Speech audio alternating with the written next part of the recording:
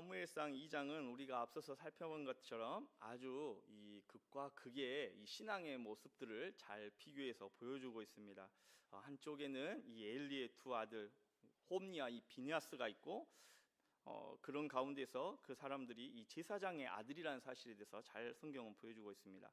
늘 성막을 가까이 하고 이 하나님 앞에 머물러 있는 그러한 사역들을 감당했던 사람들이었습니다. 그런데 그 누구보다도 이 하나님께 가까이 있는 사람처럼 보였던 이 두 사람이었지만은 오늘 본문은 그들의 실상을 아주 낱낱하게 보여주고 있습니다. 그들은 이 하나님을 알지 못했다고 이 전에 성경에서 구절을 통해서 우리가 살펴봤잖아요. 그리고 하나님께 드려지는 제사 또한 멸시하는 사람들이었습니다. 그리고 오늘 본문에서는 이제는 이 회막문에서 수종드는 이 여인들과 동침하는 죄까지 이 범하게 되어집니다. 그런데 이 다른 한쪽에는 사무엘이 있습니다. 사무엘은 아직 어립니다. 아무런 그에게 신앙적인 또 직분도 이러한 것들도 없는, 권위도 없는, 권한도 없는 그런 아이에 불과합니다. 말 한마디조차 할 수 있는 그런 위치에 있는 아이도 아닙니다. 제사장 가문의 혈통도 아닙니다. 그런데 성경은 그 아이를 가리켜서, 사무엘을 가리켜서 점점 자라매 여호와와 사람 앞에서 은총을 더욱 받더라 라고 오늘 말씀을 하고 있습니다. 같은 성막 안에서 전혀 다른 일이 일어나고 있는 것이죠. 한쪽에는 점점 이 죄로 인하여서 죄가 더욱더 깊어져서, 어떻게 죄가 더 깊어지는지, 어떻게 사람이 더욱더 타락할 수 있는지 그 죄가 깊어지는 모습을 다루고 있는 반면에, 다른 한쪽에서는 하나님의 은혜 가운데에서 자라나는 아이가 있었다는 것입니다. 한 집안은 이 하나님의 말씀을 듣지 않음으로 인하여서 심판을 향해 가고 있고, 한 아이는 이 하나님 앞에서 다음 시대를 위해 하나님께서 준비해 둔 사람으로서 성장해 가고 있었다는 것입니다. 이 오늘 본문은요, 단순히 이 엘리 아들들의 이 죄를 고발하는 말씀만이 아닙니다. 본문은 오늘 우리에게 이렇게 묻습니다. 하나님 가까이 있는 것처럼 우리가 보일지라도 정말 우리가 하나님을 경외하고 있는 사람인가? 또 하나님을 우리가 경고를 들었을 때, 하나님의 말씀을 들었을 때에 우리의 믿음의 태도는 어떠한 모습을 보여주고 있는가? 변명하는 사람인가? 아니면 그 하나님의 말씀 앞에서 죄에 돌이켜서 하나님 앞에 나아가는 자들인가? 또 시대가 아무리 어두워 보일지라도 하나님께서 여전히 우리 가운데에서 역사하시고 일하고 계심을 우리가 믿고 있는가? 이 내용에 대하여서 오늘 성경은 우리에게 말씀하고 있습니다. 오늘 말씀을 우리가 이런 세 가지 흐름의 측면에서 함께 살펴보려고 합니다. 먼저 첫째로는 이 죄가 숨겨져 있어도 결국 드러난다는 사실입니다. 22절을 한번 보게 되어지면 본문에서는 이 엘리가 매우 늙었다고 말로, 이 늙었다는 표현으로 말을 시작합니다. 한 시대를 이 책임지던 제사장 엘리가 그의 집안 안에서는 이미 이 심각한 죄가 드러나고 있었습니다. 더 큰 문제는 무엇이냐면 그 죄가 집 안에만 머물지 않았다는 거예요. 그 집 안에서만 머물고 끝나버렸다면 그냥 한 집안이 죄로 인해서 몰락해 버렸구나, 이렇게 생각하고 우리가 넘어갈 수 있을 법하지만, 이 죄가, 이 제사장들의 집안의 이 죄가 온 이스라엘 가운데에 알려질 만큼 아주 큰 영향력을 행사했다는 것입니다. 백성들도 알고 있었고 마침내 엘리의 귀에도 이 사실이 들어가게 되어집니다. 앞서서 이 12절과 우리가 17절의 말씀을 보았을 때에 이 엘리의 두 아들들이 홈니와 비느하스가 그들은 이 제물에 손을 댔었잖아요. 그들이요, 하나님께 드려야 할 기름을 태우기도 전에 이 자기들이 먹을 고기를 먼저 요구했습니다. 심지어 백성이 거절하자 이 힘으로 그것을 빼앗으려고까지 했습니다. 성막은 하나님께 제사 드리는 자리인데 그들에게는 자기 욕망을 채우는 장소가 되어버렸다는 것입니다. 그런데요, 오늘 본문 말씀에는 이 죄보다도 더 심각한 죄가 계속 깊어지는 이 죄의 모습, 성향이 보여지게 되어집니다. 이제 그들은요, 이제 회막문에서 수종드는 여인들과 동침하는 죄에까지 이르게 되어집니다. 회막문에서 이 수종드는 여인들이 누구인지 성경이 정확히 자세히 설명하지는 않지만 이 출애굽기 38장 8절 말씀을 보게 되면요, 회막문에서 섬기는 여인들이 있었습니다. 그들은 주로 성막 주변에서 자신들에게 맡은 일들을 감당하면서 하나님께 드려지는 이 제사의 자리에 가까이에 있었던 이러한 일들을 감당했던 사람들이었는데요. 그러니까 이 장면은요, 단순히 개인적 음행의 사건이 아니라 하나님께 제사 드리는 성막 가까이에서 제사장들의 아들들이 그 거룩한 자리를 자기의 이 육신의 욕망을 채우는 이러한 자리로 타락해버린 것입니다. 죄가 무서운 이유가 바로 여기에 있는 것이죠. 죄는 한 자리에 머물러 있지 않습니다. 처음에는 마음속 욕심으로부터, 욕망으로부터 시작합니다. 그 다음에는 작은 습관이 되어져 버립니다. 습관이 반복이 되다 보니까 결국에는 어떠한 일이 벌어지느냐, 우리 신앙의 기준점이 흐려지고 흔들리기 시작합니다. 기준이 흐려지면은 이제 더 큰 죄도 별것 아닌 것처럼 여기게 되어지는 것이죠. 홈리와 비느하스도 처음부터 이렇게까지 이러한 모습들은 보이진 않았었습니다. 처음에는 제사 음식에 대한 이런 작은 탐심으로 시작했을 수 있습니다. 제사장 정도, 내가 제사장인데 이 정도는 먹을 수 있지, 이 정도는 괜찮을 수 있지, 우리가 이 일을 맡고 있으니까 이 정도 권리는 우리에게도 있지 않을까? 이러한 호기심에서부터 시작했을 수도 있습니다. 그렇게 자기 스스로를 합리화했을지도 모릅니다. 그러나 하나님께 드려야 할 것을 자기 것으로 여기는 마음은 결국 사람까지 자기 욕망의 대상으로 보고 삼아버렸다는 것입니다. 이처럼 하나님을 두려워하지 않는 마음은 사람도 바르게 이 존재 자체를 보지 못하고 존중하지 못하게 되어집니다. 예배를 가볍게 여기는 사람은 사람과의 이 관계도 가볍게 다루는 것이죠. 예배는 하나님과의 이 관계이잖아요. 이 관계 안에서 드려지는 것이 예배입니다. 그런데 이 하나님과의 바른 관계 안에서 드려져야 될 이 예배관이 흐트러지다 보니까, 하나님과의 관계가 흐트러지다 보니까 자동적으로 사람들과의 이 관계도 소중하게 여기지 않았던 것입니다. 엘리의 아들들은 성막 가까이에서 있었습니다. 하지만 그 가까움이 그들을 거룩하게 만들지는 않았다는 거예요. 오히려 익숙함이 그들의 마음을 무뎌지게 했습니다. 지난주에도 우리가 말씀을 통해서 잠시 이 내용에 대해서 언급을 했는데, 이 시간 예배드리는 우리는 어떻습니까? 우리는 신앙생활 가운데에 익숙해진 부분들이 많이 있습니다. 예배, 찬양, 기도, 말씀, 봉사를 감당하고 직분을 감당하고 헌신하고, 이 모든 것들이 하나하나가 우리가 처음 신앙생활 때는 귀하게 여겼던 시간들이었습니다. 그런데 이 시간이 지나다 보니까 이것들이 당연한 것처럼 여겨집니다. 당연해지다 보니까는 결국에는 무엇이 우리 가운데 사라지게 되어지냐, 하나님께서 나에게 이렇게 무익하고 아무것도 아닌 나에게 하나님의 이 귀한 은혜를 베푸셨구나 하는 이 감사의 마음이 우리 가운데에서 사라지기 시작합니다.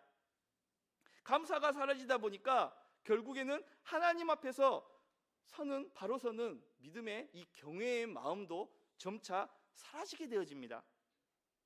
예배가 익숙해지는 것은 좋은 일일 수 있습니다.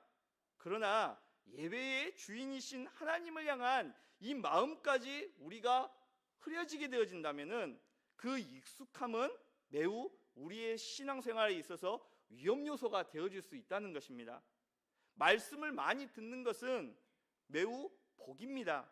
그러나 말씀 앞에서 돌이키는 마음이 우리 가운데 사라진다면은 자주 들은 말씀이 오히려 우리를 무디게 만들 수 있다는 것이죠. 그래서 우리는 오늘 말씀 앞에서 우리 자신을 돌아보고 살펴야 합니다.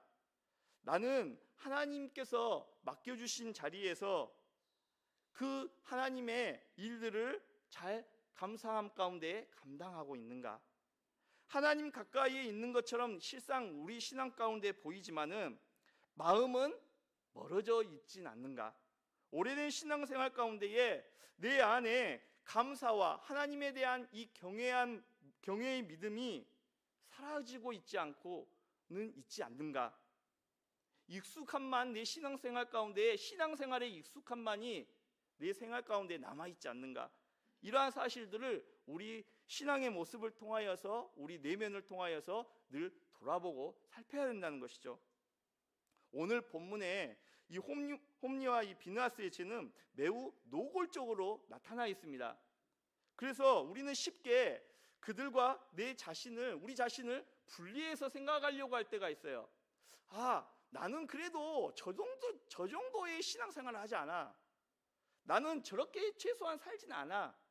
그렇게 생각할 수 있습니다.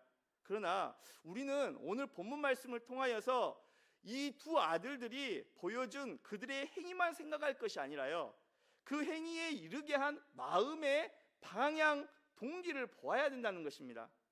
하나님을 가볍게 여기는 마음, 내가 맡은 자리를 내 욕망을 위해 사용하였던 마음, 내 안에 죄를 다루지 않고 심각하게 받아들이지 않았던 마음, 사람들이 모르면 괜찮다, 지금 내 앞에 사람들이 보이지 않기 때문에 이 정도의 죄악의 모습들은, 이러한 모습들은, 행위들은 괜찮아 라고 그렇게 생각하고 합리화했던 그런 마음, 이 마음을 방치하게 되어지면 신앙의 자리도 결국에는 죄의 도구가 되어질 수 있습니다.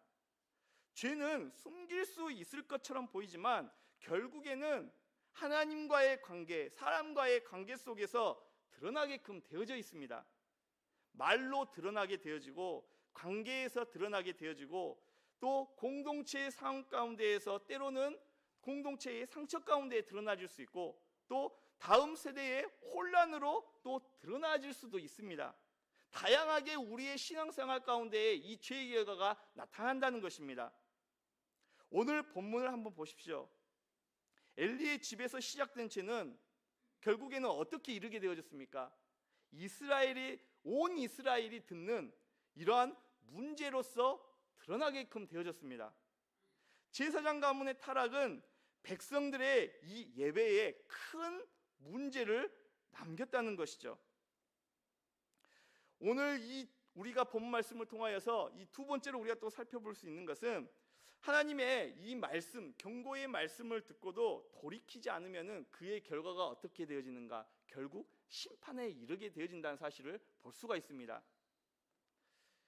오늘 본문 말씀을 보게 되면 이 말씀이, 이 좋지 않은 아들들의 이 악행들의 모습들이 온 이스라엘 가운데 알려지자 결국에는 엘리의 귀에도 들어오게끔 되어집니다. 이 소식을 들은 엘리는 두 아들들을 부릅니다. 그리고 그들을 향해서 책망합니다. 23절에 이 엘리가 두 아들들에게 이렇게 이야기하죠. 너희가 어찌하여 이런 일을 하냐? 이 말 안에는 이 아버지로서의 안타까운 탄식의 마음들도 있고, 또 동시에 제사장으로서의 책망도 있습니다. 그는 아들들의 죄가 잘못되었다는 것을 알고 있었어요. 또한 그 죄가 개인의 문제로 끝나지 않는 사실도 알고 있었습니다. 특히 24절 하반절 말씀에 보게 되면 이 엘리가 이렇게 이야기합니다. 너희가 여호와의 백성으로 범죄하게 한다. 이 말은 이 두 아들들의 죄가 그들 자신들에게 끝나지 않고 백성들의 신앙과 또 제사에게까지 영향을 주고 있었다는 뜻입니다. 이처럼 이 제사장의 죄는 제사장 한 사람, 이 개인에게서 끝나는 것이 아니었습니다. 결국에는 제사 가운데 하나님 앞에 나아가야 될 백성들이 제사장들의 악행을 보게 되므로 결국 온전한 제사를 드릴 수 없게 되었음을 보여주고 있었던 것이죠.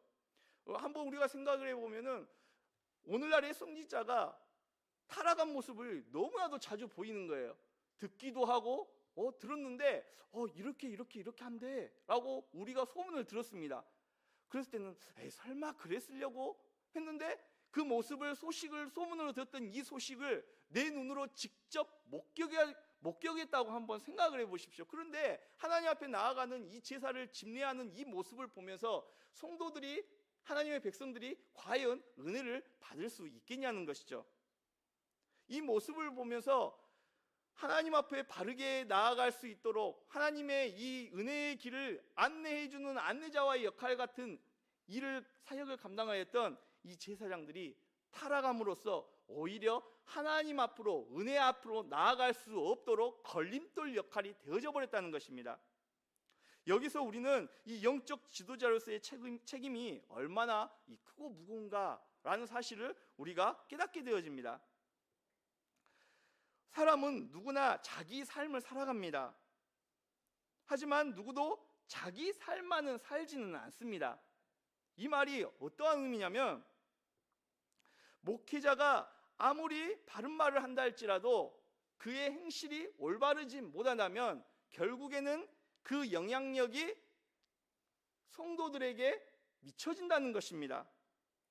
이뿐만이 아닙니다. 부모의 신앙은 자녀에게도 영향을 줍니다.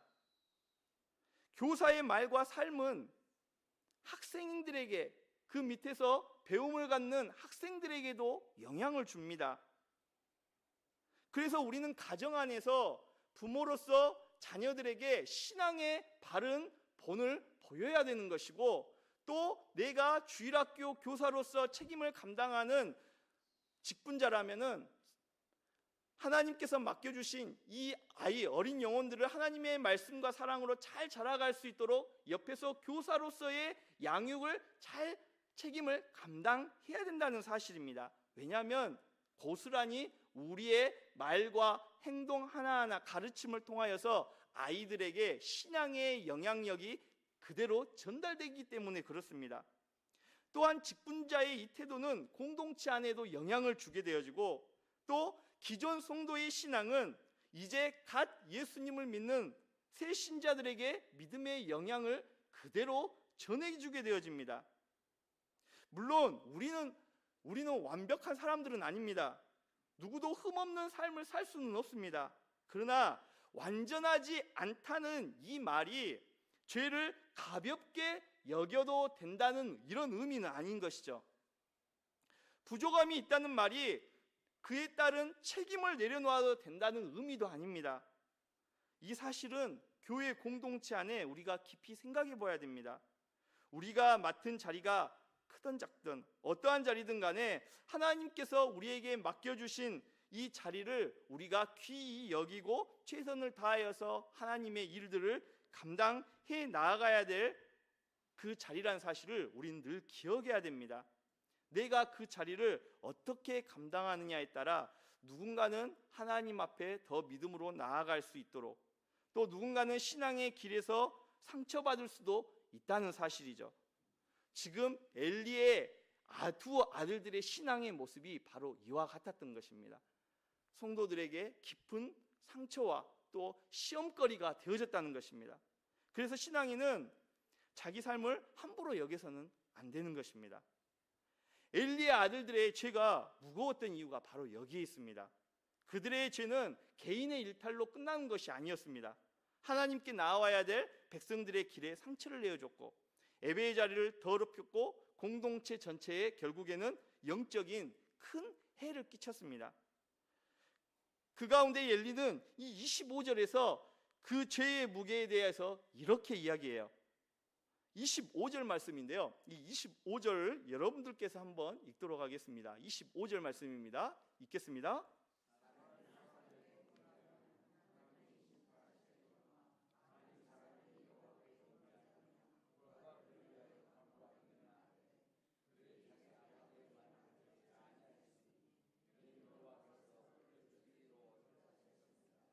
아멘. 엘리는 이 사람과 사람 사이의 죄와 또 하나님께 대한 죄를 대해서 나누어서 설명을 합니다. 사람이 사람에게 죄를 짓게 되어지면 하나님께서 그 일을 판단하신다는 거예요. 그런데 그 사이에는 조정과 회복의 길이 있을 수 있다는 것이죠. 하지만은 문제는 사람이 하나님께 정면으로 범죄하게 되어지면 드려지는 제사를 멸시하고 거룩한 자기를 자신의 이 욕망의 도구로 삼는다면 그 죄는 사람, 즉 제사장조차도 해결할 수 없는 문제라는 것에 대해서 심각한, 너희들이 지금 저지르고 있는 죄가 아주 심각한 문제라는 사실에 대해서 지금 책망하고 지적하고 있는 것입니다.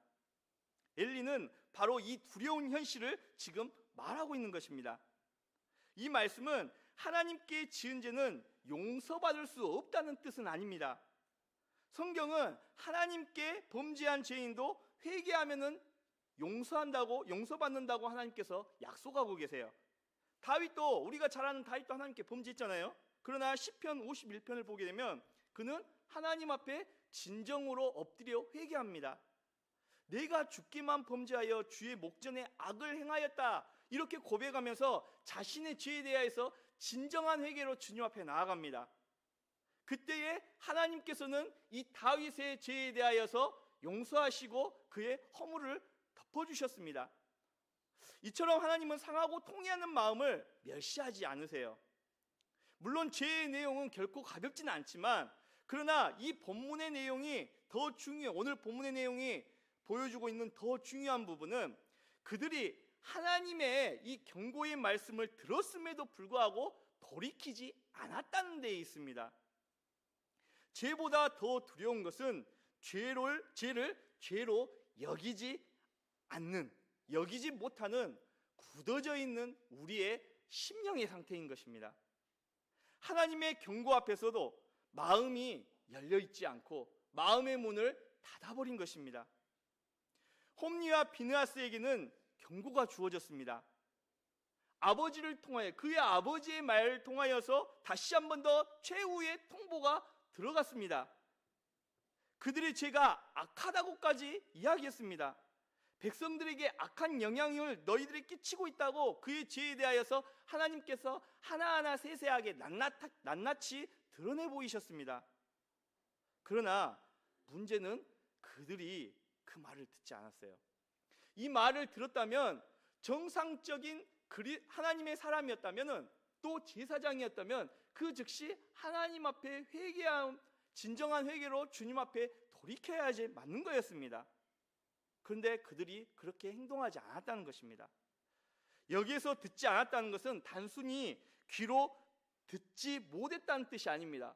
우리가 어떤 말을 옆 사람이 말을 했을 때에 이야기를 해도 우리가 때로는 딴 생각을 하거나 다른 일을 했을 때 듣지 못할 때가 있잖아요. 그런 의미가 지금 아니잖아요. 성경에서 듣는다는 것은 곧 무엇과 연결되냐면요, 순종과 연결이 되어집니다. 즉 하나님의 말씀을 듣는다는 것은 그 말씀 앞에 돌이키고 따르는 것을 전체적으로 포함하는 것입니다.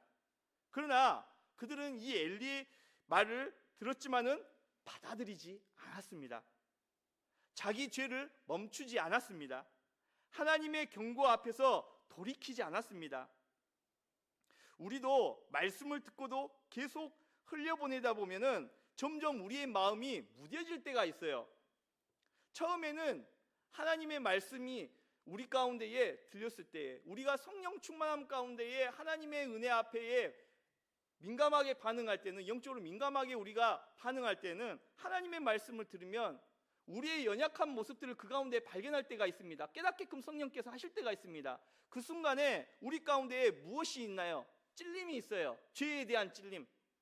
그 다음에는 좀 시간이 지나다 보면은, 이제 익숙해지다 보면은 이제 찔림이 아닙니다. 좀 불편해지는 정도입니다. 그러다가 또 시간이 지나요. 점점 마음이 굳어지고 죄에 대하여서 무뎌지기 시작합니다. 그 순간에는 우리의 마음이 어떻게 반응하냐, 생각이 어떻게 변하냐, 변명이 생기기 시작합니다. 그리고 합리화를 시작하기 시작합니다. 내가 이렇게 이 순간에 이렇게 행동할 수밖에 없었던 이유는 이런 이유 때문이었어. 이렇게 우리 자신을 합리화시킨다는 것이죠. 그런데 더 문제는 무엇이냐? 시간이 지나다 보면 이제 완전히 죄에 대하여서 무뎌해지고 또 무감각해집니다. 더 시간이 지나다 보면 이제는 마침내는 말씀을 들어도 이 말씀이 내 이야기가 아니에요. 이 말씀은 너의 이야기야. 다른 사람들의 이야기야. 이렇게 우리가 반응하게 되어진다는 것이죠. 홈리와 비느하스의 마음이 그렇게 굳어져 버렸습니다. 그 결과 25절 하반절에서 어떤 일이 벌어집니까? 이는 여호와께서 그들을 죽이기로 뜻하셨음이더라 라고 말씀합니다. 성경은 이미 앞에서 그들의 죄를 충분히 계속해서 말씀해서 보여주었습니다. 그들은 하나님을 알지 못했습니다. 제사를 멸시합니다. 백성들에게 악한 영향을 끼칩니다. 회막문에서 음행을 저질렀습니다. 반복된 죄 가운데서 끊임없이 살아갑니다. 경고를 받고도 돌이키지 않아요. 그들은 죄를 붙들고 하나님의 경고를 거부하고 무시했습니다. 하나님을 멸시했다는 이 표현이 정확하게 그들의 삶 가운데에서 드러났던 것이죠. 결국 이 모습을 보고 하나님께서는 그들의 심판을 확정하셨습니다. 하나님께서는요, 죄에 대하여서 길이 오래 참으십니다. 죄인이 하나님 앞에 돌아오기까지 오랫도록 참아주신다는 거예요. 끊임없이 그가 돌아올 수 있도록, 죄에 돌이켜서 돌아올 수 있도록, 때로는 말씀을 통하여서, 경고의 말씀을 통하여서 우리의 잠자고 있던, 무뎌져 있던 우리의 심령을 깨우치십니다. 즉 돌이킬 기회를 주신다는 것이죠. 그러나 끝까지 하나님을 멸시하고 돌이키지 않을 때에는 하나님께서는 그 죄를 그냥 지나치시지 않으신다는 사실이에요. 여기서 우리는 하나님의 은혜와 심판을 함께 깨닫게 되어집니다. 하나님은 죄인이 돌이키기를 기뻐하세요. 그러나 죄를 가볍게 넘기시지는 않습니다. 하나님은 자비로우세요. 그러나 거룩하십니다. 하나님은 오래 참으십니다. 그러나 죄에 대하여서 영원히 방치하시지 않으신다는 사실이에요. 그러므로 우리는 말씀을 들을 때에 우리는 회개에 대해서는 미루지 않아야 되는 것입니다.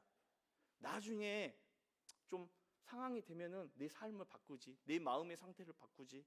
지금은 좀 시기가 이렇게 하나님의 말씀의 뜻에 순종할 수 있는 시기가 아니에요. 조금만 더 있다가 내 삶을 좀 정리할게요.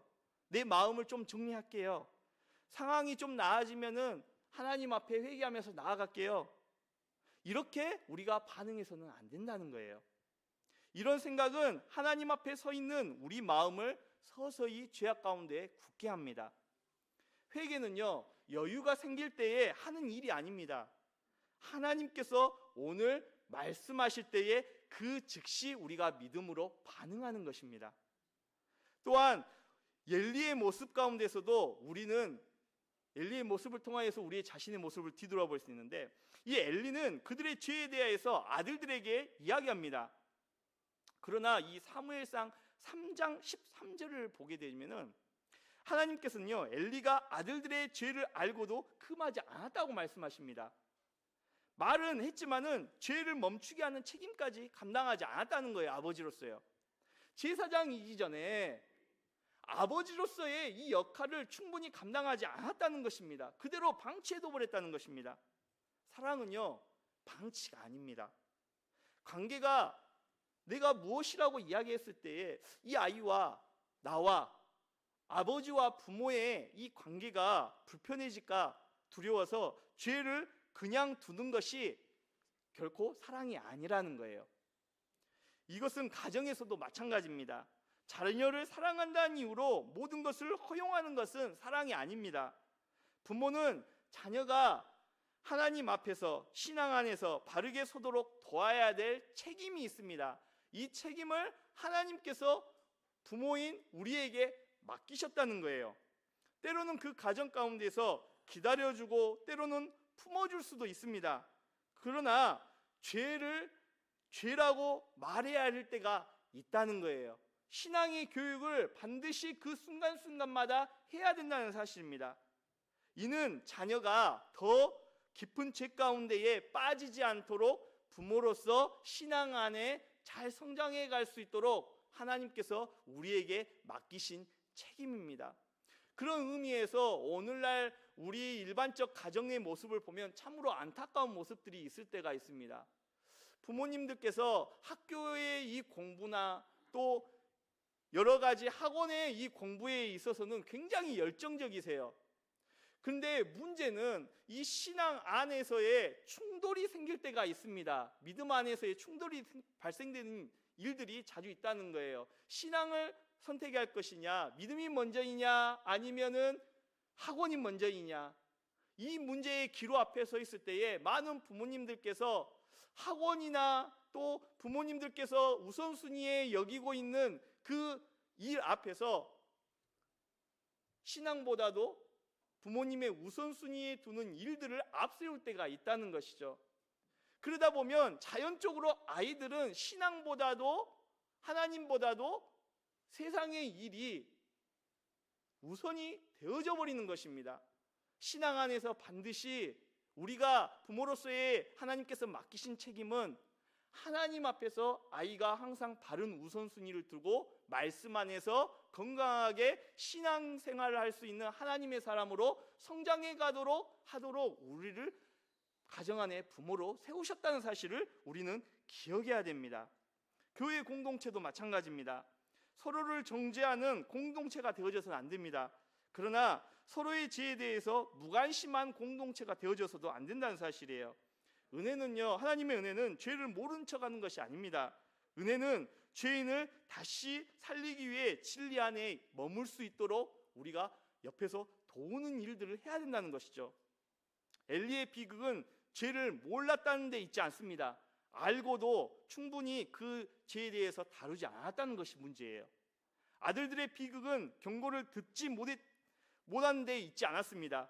듣고도 돌이키지 않았다는 데에 두 아들의 문제는 있었던 것이죠. 여러분, 우리 역시 하나님의 말씀을 듣고 가볍게 여겨서는 안 됩니다. 하나님의 말씀을 가볍게 지나치지 마십시오. 하나님의 말씀은 우리로 하여금 이 죄에 돌이켜 거룩하신 하나님 앞에 바로 서게 하시는 은혜의 부르심이라는 사실을 우리는 늘 기억해야 됩니다. 그런데 본문은요, 이 여기에서 엘리의 아들들의 모습만 보여주고 끝나지 않습니다. 죄를 가볍게 여기며 하나님 앞에서 멀어져 가는 사람들이 있었는가 하는 반면에 반대쪽에서는 같은 성막 안에서 하나님 앞에 자라가는 한 아이의 모습도 함께 있었다는 것입니다. 그 사람이 바로 사무엘이죠. 오늘 이 26절 말씀을 통해서 우리가 알 수 있는 사실은 하나님께서는 어두운 시대 속에서도 은혜의 사람을 택하셔서 그 사람들을 자라가게끔 하신다는 사실입니다. 사무엘상 2장에는 두 종류의 시간이 같이 공존해서 흐르고 있습니다. 하나는 엘리 집안에 죄가 쌓여가는 시간이에요. 또 하나는 사무엘이 하나님 앞에서 자라가는 시간이 기록되어져 있습니다. 사람의 눈에는요, 이 홈리와 비느하스의 이 악행이 더 크게 보일지 모르겠습니다. 왜냐하면 자극적이기 때문에 그래요. 그러나 하나님께서는 26절에 그 가운데서도 이러한 악행이 가득한 아주 말 못할, 입에 담지 못할 이러한 악행들이 끊임없이 반복되는 이 상황 가운데서도 하나님께서는 하나님의 일을 성실하게 행하고 계셨다는 것입니다. 누구를 통해서요? 사무엘을 통해서요.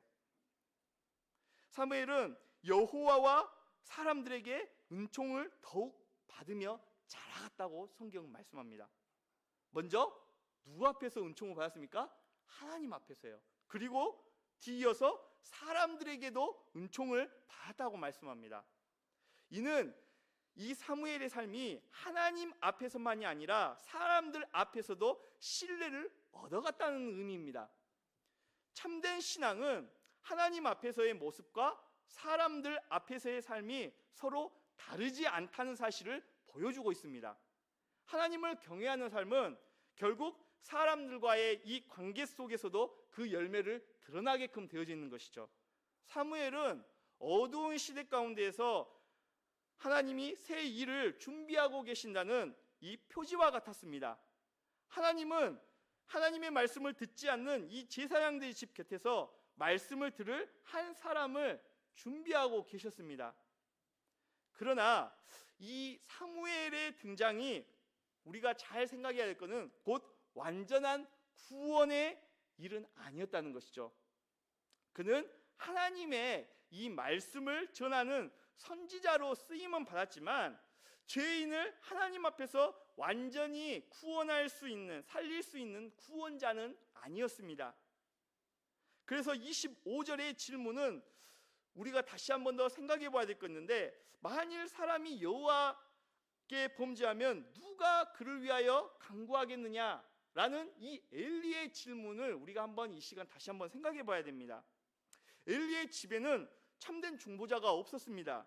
엘리도 홈리도 비느하스도 백성을 살릴 수 없었습니다. 사무엘 역시 하나님이 세우신 귀한 종이었지만 그 역시 죄인을 하나님 앞에서 완전히 구원할 수 있는 구원자는 아니었습니다. 이 질문 앞에 우리는 마침내 참된 중보자이신 예수 그리스도를 우리가 생각해 봐야 됩니다. 우리는 하나님께 모두 범죄한 죄인들입니다. 하나님 말씀을 듣고도 반응하지 못하고 하나님 가까이 있는 것처럼 살면서도 마음은 하나님 곁에서 늘 멀어져 살아갈 때가 있습니다. 그런데 이러한 우리 내 죄의 문제를 해결하시기 위하여서 예수님께서 십자가에서 자기 생명을 내어주셨습니다. 예수님께서는 죄를 가볍게 넘기지 않으셨습니다. 그 참혹한 죄의 대가를 자기 몸에 지셨습니다. 그리고 그리스도 보혈의 공로를 의지하여 회개하는 자에게 용서와 또한 새 삶을 주셨습니다. 그러면 오늘 말씀을 듣는 우리는 이 죄 가운데 두려움 안에서만 머물 필요가 없는 것이죠. 이 심판의 경고를 가볍게 들어서는 안 되지만 그 경고는 우리를 절망 가운데 가둘 수 없다는 것입니다. 왜냐하면 오히려 이 말씀은 우리를 그리스도 예수께로 이끄는 하나님의 생명의 부르심의 말씀이기 때문에 그렇습니다.